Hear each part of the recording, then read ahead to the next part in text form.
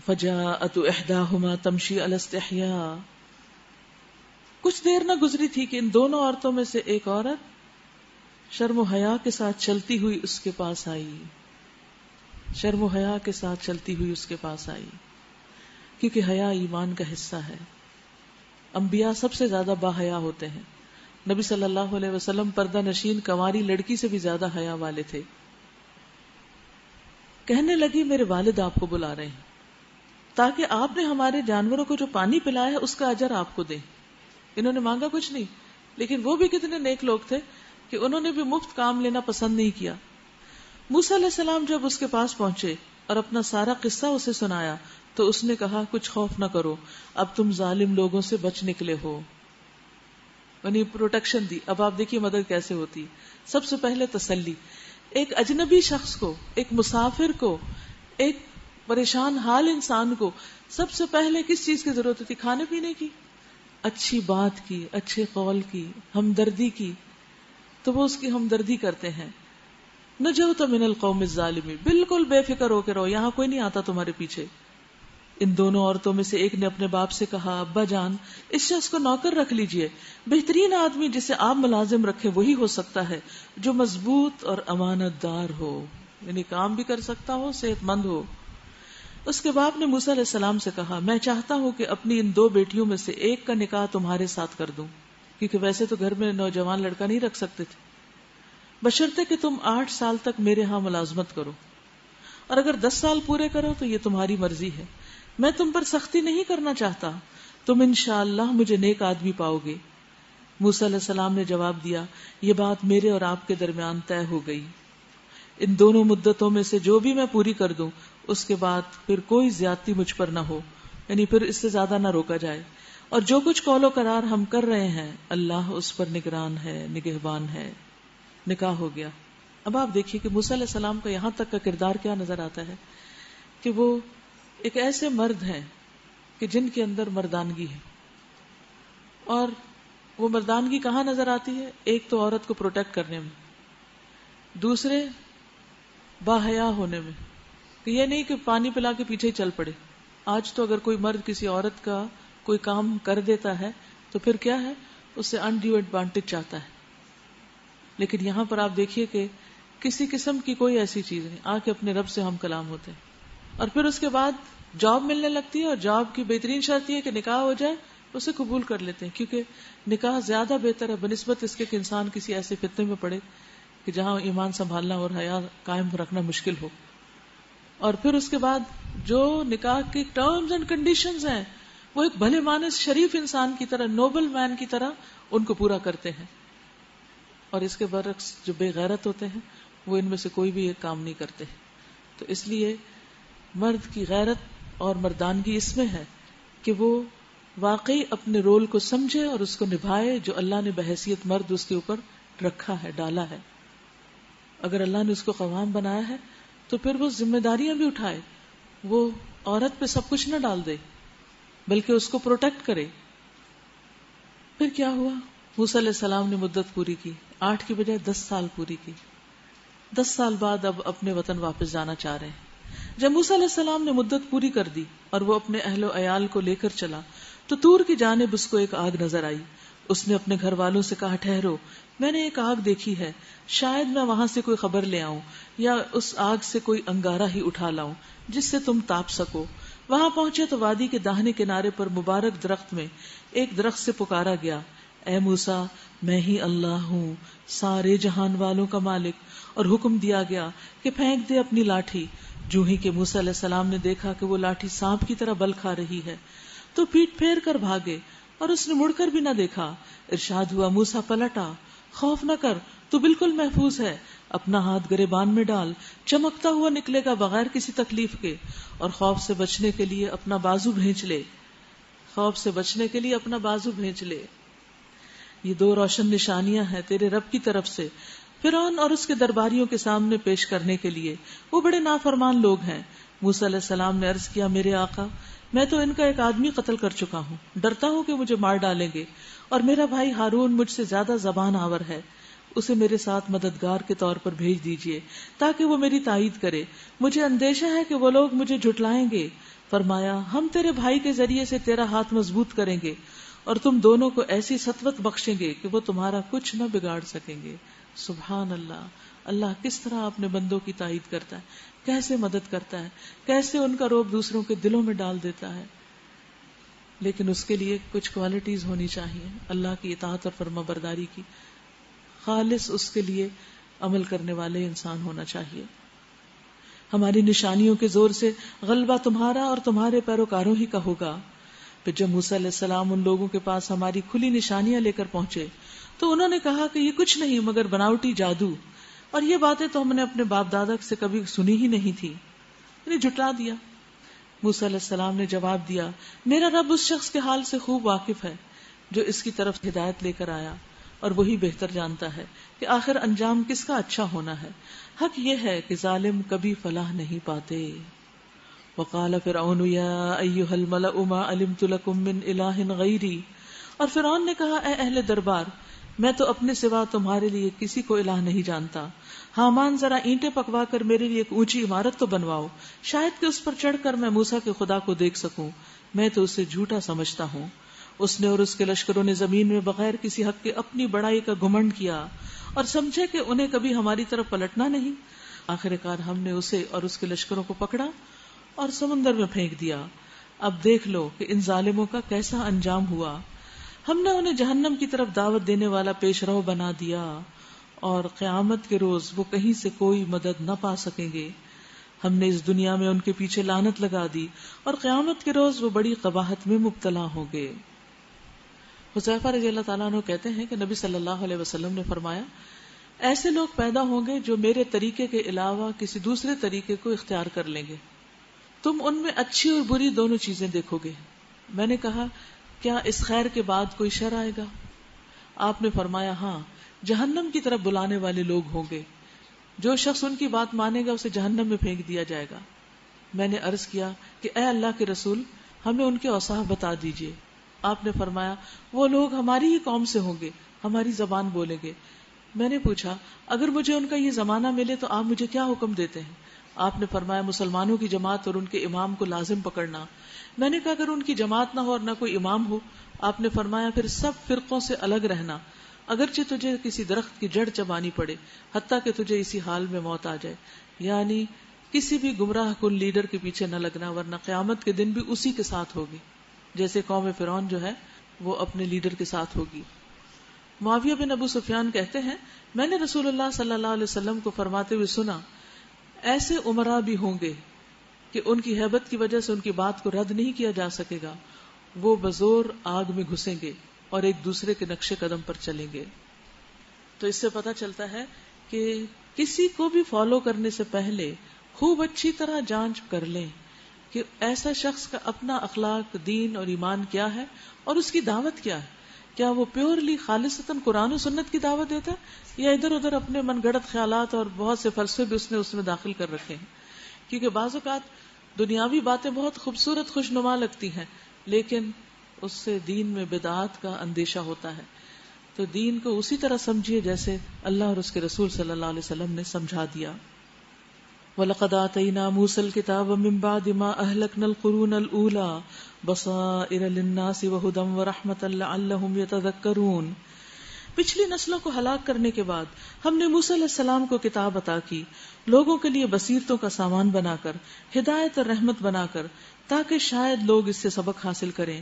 اے محمد صلی اللہ علیہ وسلم، تم اس وقت مغربی گوشے میں موجود نہ تھے جب ہم نے موسیٰ علیہ السلام کو یہ فرمان شریعت عطا کیا، اور نہ تم شاہدین میں شامل تھے، بلکہ اس کے بعد تمہارے زمانے تک ہم بہت سی نسلیں اٹھا چکے ہیں اور ان پر بہت زمانہ گزر چکا ہے۔ تم اہل مدین کے درمیان بھی موجود نہ تھے کہ ان کو ہماری آیات سنا رہے ہوتے، مگر اس وقت یہ خبریں بھیجنے والے ہم ہیں، یعنی اس وقت کی یہ خبریں بھیجنے والے ہم ہیں۔ اور تم طور کے دامن میں بھی اس وقت موجود نہ تھے جب ہم نے موسیٰ علیہ السلام کو پہلی مرتبہ پکارا تھا، مگر یہ تمہارے رب کی رحمت ہے کہ تم کو یہ معلومات دی جا رہی ہیں تاکہ تم ان لوگوں کو متنبہ کر دو جن کے پاس تم سے پہلے کوئی متنبہ کرنے والا نہیں آیا، شاید کہ وہ ہوش میں آئے۔ اور یہ ہم نے اس لیے کیا کہ کہیں ایسا نہ ہو کہ ان کے اپنے کیے کرتوتوں کی بدولت کوئی مصیبت جب ان پر آئے تو وہ کہیں اے پروردگار تو نے کیوں نہ ہماری طرف کوئی رسول بھیجا کہ ہم تیری آیات کی پیروی کرتے اور اہل ایمان میں سے ہوتے. تو اس سے کیا پتہ چلتا ہے کہ اللہ سبحانہ وتعالی نے ہمیشہ بندوں کو ان کی ضرورت کے مطابق ہدایت اور رہنمائی فراہم کی ہے. خاص بات جو اس پچھلے پیراگراف میں کی گئی ہے وہ یہ کہ نبی صلی اللہ علیہ وسلم کے بارے میں بتایا جا رہا ہے کہ آپ نے یہ ساری باتیں خود نہیں دیکھی, آپ وہاں نہیں تھے اور کسی کتاب سے بھی نہیں پڑھی کیونکہ آپ پڑھنا نہیں جانتے, اور کسی نے آ کے آپ کو سنائی بھی نہیں کیونکہ مکہ میں اس طرح کی باتیں کرنے کا رواج ہی نہیں تھا. تو یہ سب کچھ ہم نے آپ کو وحی کے ذریعے عطا کیا ہے, اس لیے کسی کو بھی اس کے ماننے میں شک نہیں ہونا چاہیے کیونکہ یہ سب کچھ اللہ تعالیٰ کا بھیجا ہوا ہے. مگر جب ہمارے ہاں سے حق ان کے پاس آ گیا تو وہ کہنے لگے کیوں نہ دیا گیا اس کو وہی کچھ جو موسیٰ کو دیا گیا تھا, کیا یہ لوگ اس کا انکار نہیں کر چکے ہیں جو اس سے پہلے موسیٰ علیہ السلام کو دیا گیا تھا. انہوں نے کہا دونوں جادو ہیں جو ایک دوسرے کی مدد کرتے ہیں, اور کہا ہم کسی کو نہیں مانتے. اے نبی صلی اللہ علیہ وسلم ان سے کہیے اچھا تو لاؤ اللہ کی طرف سے کوئی کتاب جو ان دونوں سے زیادہ ہدایت بخشنے والی ہو, اگر تم سچے ہو میں اسی کی پیروی اختیار کروں گا. اب اگر وہ تمہارا یہ مطالبہ پورا نہیں کرتے تو سمجھ لو کہ دراصل یہ اپنی خواہشات کے پیروکار ہیں, اور اس شخص سے بڑھ کر کون گمراہ ہوگا جو اللہ کی ہدایت کے بغیر بس اپنی خواہشات کی پیروی کرے. اللہ ایسے ظالموں کو ہرگز ہدایت نہیں بخشتا, اور نصیحت کی بات پے در پے ہم انہیں پہنچا چکے ہیں تاکہ وہ غفلت سے بیدار ہوں, یعنی اہل مکہ تک حق نصیحت ادا کر دیا گیا ہے.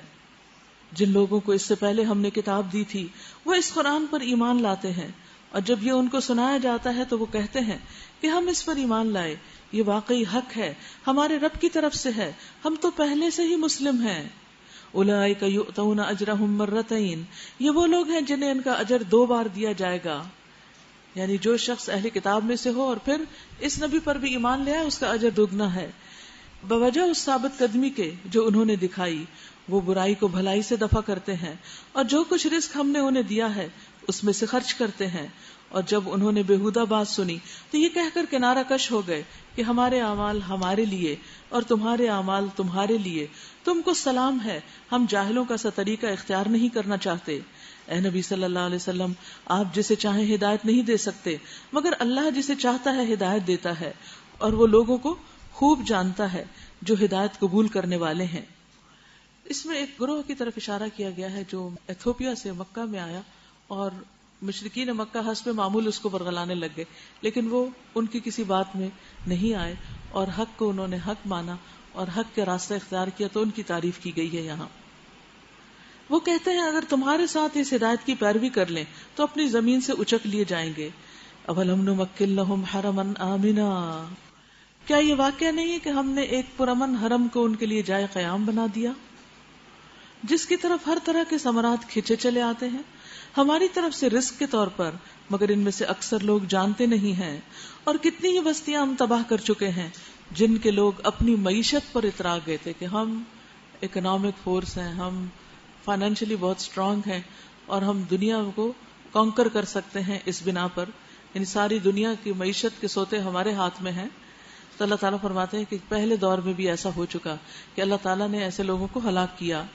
سو دیکھ لو وہ ان کے مسکن پڑے ہوئے ہیں جن میں ان کے بعد کم ہی کوئی بسا, یعنی ان کے گھروں میں, ان کی عمارتوں میں. آخر کار ہم ہی وارث ہو کر رہے, اور تیرا رب بستیوں کو ہلاک کرنے والا نہ تھا جب تک کہ ان کے مرکز میں ایک رسول نہ بھیج دیتا جو ان کو ہماری آیات سناتا, اور ہم بستیوں کو ہلاک کرنے والے نہ تھے جب تک کہ ان کے رہنے والے ظالم نہ ہو جاتے. تم لوگوں کو جو کچھ بھی دیا گیا ہے وہ محض دنیا کی زندگی کا سامان اور اس کی زینت ہے.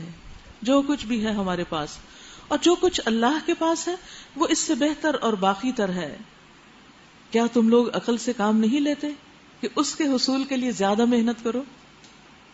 بھلا وہ شخص جس سے ہم نے اچھا وعدہ کیا ہو اور وہ اسے پانے والا ہو کبھی اس شخص کی طرح ہو سکتا ہے جسے ہم نے صرف حیات دنیا کا سر و سامان دے دیا ہو اور پھر وہ قیامت کے روز سزا کے لیے پیش کیا جانے والا ہو. اور بھول نہ جائیں لوگ اس دن کو جب کہ وہ انہیں پکارے گا اور پوچھے گا کہاں ہے میرے وہ شریک جن کا تم گمان رکھتے تھے. یہ قول جن پر چشمہ ہوگا وہ کہیں گے اے ہمارے رب بے شک یہی لوگ ہیں جن کو ہم نے گمراہ کیا تھا, انہیں ہم نے اسی طرح گمراہ کیا جیسے ہم خود گمراہ ہوئے. ہم آپ کے سامنے برات کا اظہار کرتے ہیں, یہ تو ہماری بندگی نہیں کرتے تھے. پھر ان سے کہا جائے گا پکارو اپنے ٹھہرائے ہوئے شریکوں کو، یہ انہیں پکاریں گے مگر وہ انہیں کوئی جواب نہ دیں گے، اور یہ لوگ عذاب دیکھ لیں گے، کاش یہ ہدایت اختیار کرنے والے ہوتے۔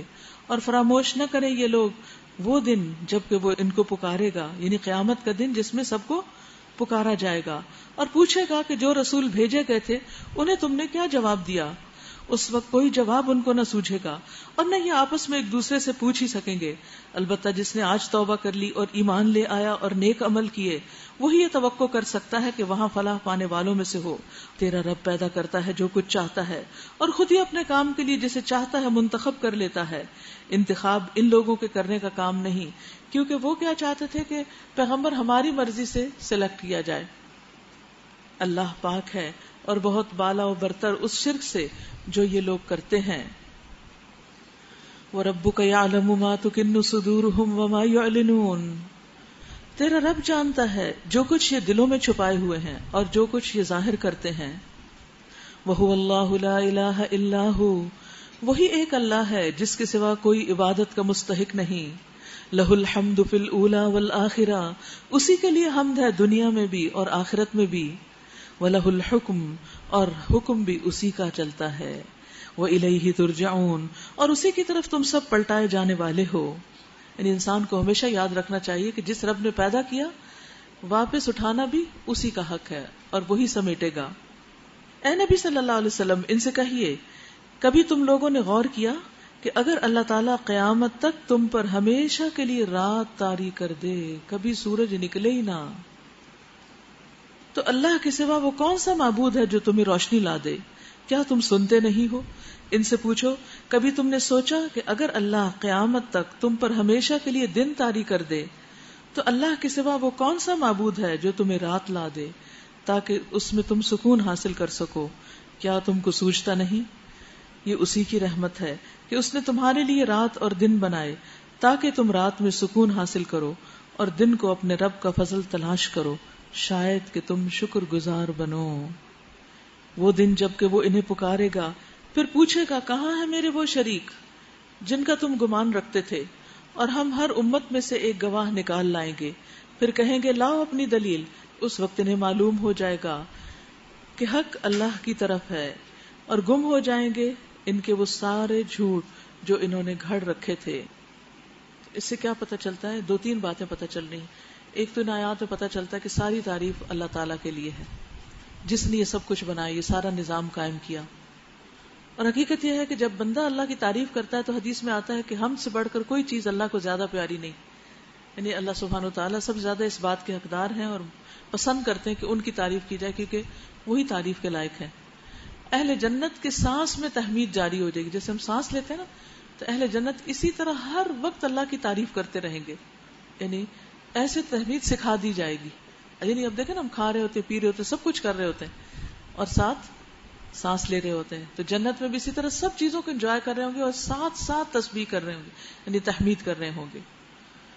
دوسری بات یہ ہے کہ اللہ کی اس پر تعریف کرنی چاہیے، شکر ادا کرنا چاہیے کہ اللہ نے رات بنائی ہے، کیونکہ بہت سے لوگ رات کو آرام کرتے ہیں، اور پھر رات کے بعد دن بنایا، اس پر پھر شکر ادا کرنا چاہیے، کیونکہ اگر رات کے بعد دن نہ آئے اور ہر وقت اندھیرا ہو تو آپ دیکھیے رات ہوئی پھر صبح ہوئی، آپ فریش ہو گئے، آپ تیار ہوئے یہاں آئے، اگر اس وقت بھی رات ہوتی تو کیا سین یہی ہوتا؟ رات تراویح پڑھتے ہیں نا کچھ لوگ اس حال میں، تو کیا یہی سین ہوتا ہے؟ کتنا مختلف ہوتا ہے، رات میں ہر چیز کی شکل بدل جاتی۔ تو اگر صرف ایک ہی شکل رہتی تو پھر ہمارا کیا حال ہوتا، ہماری کیفیت کیا ہوتی؟ تو یہ بھی اللہ سبحانہ تعالیٰ کی رحمتیں ہیں جن پر اللہ کی تعریف کی جانی چاہیے۔ پھر اللہ سبحانہ تعالیٰ نے ہمیں باقی بھی مختلف طرح کی نعمتیں عطا کی، دن بنایا تاکہ ہم دن میں کام کر سکیں، اور دن کا اول حصہ خاص طور پر جس میں برکت ڈالی۔ اور پھر ایک اور بات جو یہ پتہ چل رہی ہے ہمیں، وہ یہ کہ اللہ سبحانہ تعالیٰ ان سب نعمتوں کو دینے کے بعد انسان کا حساب بھی لے گا۔ وَنَزَعْنَا مِن كُلِّ أُمَّةٍ شَهِيدًا فَقُلْنَا هَاتُوا بُرْهَانَكُمْ فَعَلِمُوا أَنَّ الْحَقَّ لِلَّهِ وَضَلَّ عَنْهُمْ مَا كَانُوا يَفْتَرُونَ، اور ہر امت میں سے ہم ایک گواہ نکال لائیں گے، پھر کہیں گے کہ لاؤ اپنی دلیل۔ اس وقت انہیں معلوم ہو جائے گا کہ حق اللہ کی طرف ہے، اور گم ہو جائیں گے ان کے وہ سارے جھوٹ جو انہوں نے گھڑ رکھے تھے، یعنی اللہ کے سوا کسی اور کو بھی جو الہ بنا رکھا تھا، یہ کوئی بھی اہمیت دے رکھی تھی۔ پھر قارون کا واقعہ، یہ فرعون کے زمانے میں ہی تھا۔ ان قارون کان من قوم موسیٰ فبغى علیہم، یہ ایک واقعہ ہے کہ قارون موسیٰ کی قوم کا ایک شخص تھا، پھر وہ اپنی قوم کے خلاف سرکش ہو گیا، یعنی قوم سے غداری کی۔ کہا جاتا ہے کہ موسیٰ علیہ السلام کے چچا کا بیٹا تھا، اور ہم نے اس کو اتنے خزانے دے رکھے تھے کہ ان کی کنجیاں طاقتور آدمیوں کی ایک جماعت مشکل سے اٹھا سکتی تھی۔ ایک دفعہ جب اس کی قوم کے لوگوں نے اس سے کہا کہ پھول نہ جا، اکڑو مت، اللہ پھولنے والوں کو پسند نہیں کرتا، جو مال اللہ نے تجھے دیا ہے اس سے آخرت کا گھر بنانے کی فکر کر، اور دنیا میں سے بھی اپنا حصہ فراموش نہ کر، احسان کر جس طرح اللہ نے تیرے ساتھ احسان کیا ہے، اور زمین میں فساد برپا کرنے کی کوشش نہ کر، اللہ مفسدوں کو پسند نہیں کرتا۔ تو اس نے کہا یہ سب کچھ تو مجھے اس علم کی بنا پر دیا گیا ہے جو مجھ کو حاصل ہے، یعنی جس طرح آج کل لوگ کوئی ڈگری کر لیتے ہیں پھر اچھی جاب مل جاتی ہے تو کبھی اللہ کا ذکر نہیں کرتے، کبھی شکر ادا نہیں کرتے کہ اللہ کی رحمت ہوئی ہے مجھ پر کہ مجھے یہ علم دیا ہے، یا مجھے یہ ڈگری عطا ہوئی، یا مجھے یہ جاب مل گئی۔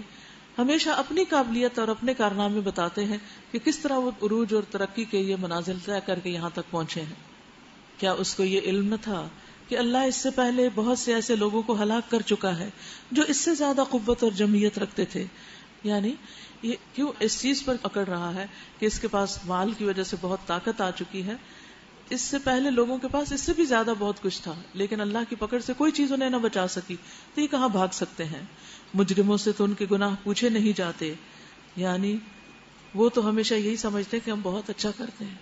کسی کٹے سے کٹے مجرم سے پوچھیں کہ تم مجرم ہو، وہ بتائے گا، وہ ایسی ایسی تعویلیں کرے گا کہ آپ کو سب سے نیک انسان نظر آنا شروع ہو جائے گا۔ ایک روز وہ اپنی قوم کے سامنے اپنے پورے ٹھاٹ میں نکلا۔ جو لوگ حیات دنیا کے طالب تھے وہ اسے دیکھ کر کہنے لگے کاش ہمیں بھی وہی کچھ ملتا جو قارون کو دیا گیا ہے، یہ تو بڑا نصیبے والا ہے۔ یعنی اس کی دولت دیکھ کر مال کی ہرس پیدا ہوئی، اور انسان کے اندر ویسے بھی رکھی دی گئی ہے۔ نبی صلی اللہ علیہ وسلم نے فرمایا بوڑھے آدمی کا دل دو چیزوں کی محبت میں جوان ہوتا ہے، زندگی اور مال کی محبت میں، یعنی انسان بوڑھا ہوتا چلا جاتا ہے اور مال کی محبت بڑھتی چلی جاتی ہے۔ لیکن کثیر مال والے ہلاک ہوں گے سوائے ان کے جو اپنے آگے دائیں بائیں لیفٹ رائٹ خرچ کرتے رہیں بھلائی کے کاموں میں، نیکی کے کاموں میں، اور بخل سے کام نہ لیں۔ تو حیات دنیا کے طالب کیا کہنے لگے؟ کاش ہمیں بھی وہی ملتا جو قارون کو ملا ہے، یہ تو بڑا نصیبے والا ہے۔ مگر جو لوگ علم رکھنے والے تھے وہ کہنے لگے افسوس تمہارے حال پر، اللہ کا ثواب بہتر ہے اس شخص کے لیے جو ایمان لائے اور نیک عمل کرے۔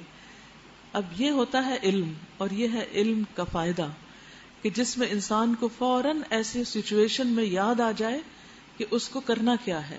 انہوں نے فوراً سوچا کہ نہیں، آخرت کا ثواب بہتر ہے، یہ تو چند دن کی دنیا کی زندگی کی رونق ہے۔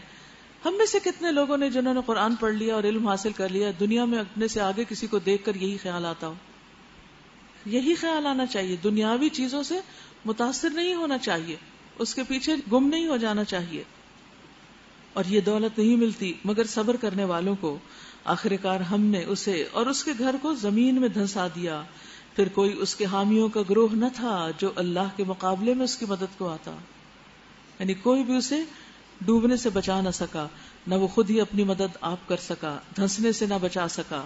اب وہی لوگ جو کل تک اس کی منزلت کی تمنا کر رہے تھے کاش ہم بھی ایسے ہوں، کہنے لگے افسوس ہم بھول گئے۔ شکر ہے اس کے انجام سے سبق پکڑا۔ بھول گئے کہ اللہ اپنے بندوں میں سے جس کا رزق چاہے کشادہ کرتا ہے اور جسے چاہتا ہے نفع تلا دیتا ہے، نہیں تو اللہ کی تقسیم ہے، رزق میں کمی بیشی جو بھی ہوتی ہے۔ اگر اللہ نے ہم پر احسان نہ کیا ہوتا تو ہمیں بھی زمین میں دھنسا دیتا، کیونکہ ہم بھی وہی بننے کی تمنا کر رہے تھے۔ تو جو جس کے ساتھ محبت کرتا ہے اسی کے ساتھ ہوتا ہے۔ افسوس ہم کو یاد نہ رہا کہ کافر کبھی فلاح نہیں پاتے۔ تلک الدار الآخرۃ نجعلها للذین لا یریدون علوا فی الارض ولا فسادا والعاقبۃ للمتقین۔ وہ آخرت کا گھر تو ہم ان لوگوں کے لیے مخصوص کر دیں گے جو زمین میں اپنی بڑائی نہیں چاہتے، نہ فساد کرنا چاہتے ہیں، اور انجام کی بھلائی متقین ہی کے لیے ہے۔ جو کوئی بھلائی لے کر آئے گا اس کے لیے اس سے بہتر بھلائی ہے، اور جو برائی لے کر آئے تو برائیاں کرنے والوں کو ویسا ہی بدلہ ملے گا جیسے وہ عمل کرتے تھے۔ جنت میں جانے والوں کی ایک صفت یہاں بیان ہوئی ہے، بلکہ دو صفات بیان ہوئی۔ کیا؟ لا یریدون علوا فی الارض، بہت اونچے بن کے اور بہت بڑے بن کے نہیں رہنا چاہتے، عاجز بندے ہوتے ہیں، ان کا دھیان آخرت کی طرف لگا ہوتا ہے، اللہ کو راضی کرنے کی فکر میں مبتلا ہوتے ہیں۔ اس کے برعکس دنیا چاہنے والے اور دنیا کے پیچھے بھاگنے والے دنیا میں بڑے عہدے، مرتبے، رتبے چاہتے ہیں اور ان کو حاصل کرنے کے لیے انہی کے پیچھے دوڑ رہے ہوتے ہیں، ساری کوششیں انہی میں خرچ کر رہے ہوتے ہیں۔ تو ایک دنیا کا چاہنے والا ہوتا ہے اور ایک آخرت کا چاہنے والا، دونوں کے طرز عمل، دونوں کی سوچ، دونوں کی دعاؤں، دونوں کی کوششوں میں بہت بڑا فرق ہوتا ہے۔ تو یہاں پر کیا بتایا گیا کہ جنت میں جانے والے جو ہیں وہ دنیا میں علو نہیں چاہتے۔ نبی صلی اللہ علیہ وسلم نے فرمایا قیامت کے دن جب تم جمع ہوگے تو کہا جائے گا اس امت کے فقراء اور مساکین کہاں ہیں، کیونکہ وہ پہلے جنت میں جائیں گے۔ جب وہ کھڑے ہو جائیں گے تو ان سے کہا جائے گا تم نے کیا عمل کیے؟ وہ کہیں گے اے ہمارے رب ہم آزمائش میں ڈالے گئے، دو وقت کی روٹی بھی نہیں تھی ہمارے پاس، ہم نے صبر کیا تو اموال اور حکومت کا والی ہمارے علاوہ دوسروں کو بنایا گیا، یعنی کچھ دنیاوی جاہو جلال نہیں تھا ہمارے پاس، لہذا ہمیں عہدے بھی نہیں ملے کیونکہ ہمیں معمولی سمجھا گیا۔ اللہ عز و جل فرمائے گا تم نے سچ کہا، پس وہ لوگوں سے قبل جنت میں داخل ہو جائیں گے اور حساب کی سختی مال اور حکومت والوں پر رہ جائے گی۔ صحابہ نے عرض کیا اس دن ایمان والے کہاں ہوں گے؟ آپ نے فرمایا ان کے لیے نور کی کرسیاں رکھی جائیں گی اور ان پر بادلوں کا سایہ کیا جائے گا، اور وہ ان مومنوں پر دن کی ایک گھڑی سے بھی زیادہ مختصر ہوگا۔ تو اس سے یہ پتہ چلتا ہے کہ جو شخص دنیا کی کمی پر راضی ہو جاتا ہے اللہ قیامت کے دن اس کو کمپنسیٹ کر دے گا، لیکن اس پر صبر کرنے والے کم ہی ہوتے ہیں۔ عموماً کیا ہوتا ہے، صبر کی بجائے لوگوں کا رویہ کیا ہوتا ہے؟ شکوے شکایات کہ ہمارے پاس کم کیوں ہے، اور وہ دیکھو دوسروں کے پاس کیوں زیادہ ہے۔ بعض اوقات اگر ماں باپ کے پاس زیادہ اور اولاد کے پاس کم ہو تو بچے ماں باپ سے ناراض ہو جاتے ہیں کہ وہ ہمیں کیوں نہیں دیتے۔ تو اصل بات یہ ہے کہ ہمیں آخرت کی طرف متوجہ رہنا چاہیے۔ اللہ نے ہر ایک کا رزق تقسیم کیا، جس کے پاس جتنا ہے اللہ نے دیا ہے اس کو وہ نصیب ہو، اور ہم اس غم میں رہنے کے بجائے اور اللہ کی نافرمانی کرنے کی بجائے اپنے اسی وقت کو اللہ تعالیٰ کی اطاعت اور فرما برداری میں خرچ کر لیں اور جنت میں پہلے چلے جائیں۔ دیکھیے آج تو ہم امن میں ہیں نا، تو ہمیں اتنا اس کا احساس نہیں کہ جلدی جانے کا مطلب کیا ہے۔ انہیں دوسرے لوگوں سے 500 سال پہلے بھیج دیا جائے گا، لیکن اس دن جو کہ حشر کا ایک طویل دن ہے، جس دن بچے بھی بوڑھے ہو جائیں گے، یوم یجعل الولدان شیبا، جو دن بچوں کو بوڑھا کر دے گا، اس دن اگر کسی کو اتنی سی بھی ٹکنے کی جگہ مل گئی، کہیں بیٹھنے کی مل گئی، کہیں سایہ مل گیا، کہیں نظر عنایت مل گئی، کہیں حساب سے چھٹی مل گئی، کہیں جنت میں پہلے بھیج دیا گیا، یہ تو پوری زندگی پر بھاری ہے، ایسی کئی زندگیاں اس پر قربان۔ لیکن شرط یہ ہے کہ انسان اللہ جس حال میں رکھے اس پر صبر کرے۔ اللہ تو نے دوسروں کو بہت کچھ دیا دنیا کا، ہمیں نہیں دیا، ہم پھر بھی راضی ہیں تجھ پر، رضیت باللہ ربن، ایسے پکار پکار کے کہا کرے۔ جب دل میں حسرت آئے، مثلا یہ کہ ہمارے ساتھ کی ساری لڑکیوں کی شادی ہوگی، ہماری اب تک نہیں ہوئی، وہ اپنے گھروں میں مزے سے رہ رہے ہیں اور ہم یہاں ہاسٹل میں رل رہے ہیں، ایسی چیزیں انسان کے دل میں شیطان ڈالتا ہے، تو اس وقت کہیں نہیں، ہم نے جنت کا سودا کیا ہے، اللہ کے دین کی خدمت کر رہے ہیں، اور ہم چاہتے ہیں کہ ہمارا رب ان سب سے پہلے ہمیں آخرت میں اپنے پاس بلا لے اور اپنے جنت میں داخل کر دے۔ لیکن یہ مشروط ہے صبر کے ساتھ، کنڈیشن ہے صبر، کہ انسان اللہ سے ناراض نہ ہو اور بندوں سے ناراض نہ ہو، ہر ایک کو جو ملا اس کی قسمت سے ملا۔ دیکھیے اگر ہمیں کسی بھی چیز پہ یہ کہہ دیا جائے گا کہ اگر تم یہ تکلیف برداشت کر لو تو تمہارا حساب نہیں ہوگا، تو ہم کیا کہیں گے؟ نہیں اللہ تعالیٰ آپ بے شک حساب لے لینا، یہ تکلیف ہٹا دے۔ نہیں، ہم کہیں گے یا اللہ ہم صبر کریں گے، ہم برداشت کریں گے، تو ہمیں اس دن کی تکلیف سے محفوظ رکھنا، اس حساب سے محفوظ رکھنا۔ ان الذی فرض علیک القرآن لرادک الی معاد، اے نبی صلی اللہ علیہ وسلم یقین جانیے کہ جس نے تم پر یہ قرآن فرض کیا وہ تمہیں ایک بہترین انجام کو پہنچانے والا ہے، ایک معاد تک، لوٹنے کی جگہ تک واپس لانے والا ہے۔ ان لوگوں سے کہہ دیجئے میرا رب خوب جانتا ہے کہ ہدایت لے کر کون آیا اور کھری گمراہی میں کون مبتلا ہے۔ تم اس بات کے ہرگز امیدوار نہ تھے کہ تم پر کتاب نازل کی جائے گی، یہ تو محض تمہارے رب کی مہربانی سے تم پر نازل ہوئی ہے، بس تم کافروں کے مددگار نہ بنو۔ اور ایسا کبھی نہ ہونے پائے کہ اللہ کی آیات جب تم پر نازل ہوں تو کفار تمہیں ان سے باز رکھیں. اپنے رب کی طرف دعوت دو اور ہرگز مشرکوں میں شامل نہ ہو، اور اللہ کے ساتھ کسی دوسرے کو معبود نہ پکارو، اس کے سوا کوئی معبود نہیں، کوئی الہ نہیں. کل شیء ہالک الا وجہہ، ہر چیز ہلاک ہونے والی ہے سوائے اس کے چہرے کے.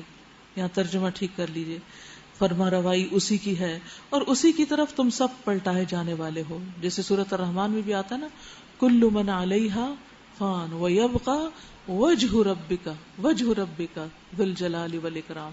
تیرے رب کا چہرہ، یعنی خاص چہرے کی بات کی گئی ہے، اس لیے اس ٹیکسٹ کو بدلنا نہیں چاہیے.